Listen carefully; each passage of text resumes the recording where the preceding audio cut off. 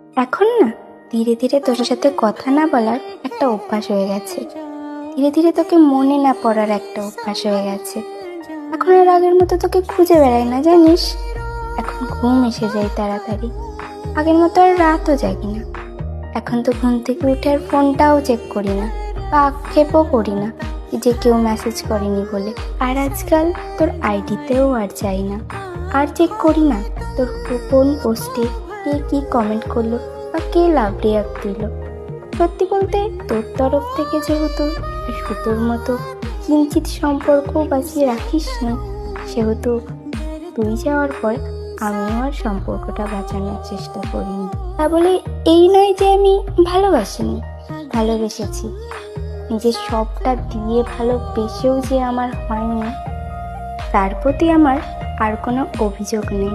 তোকে ভুলতে পারবো কিনা জানি না, তবে তোকে ছাড়া থাকতে এখন আমি শিখে গেছি।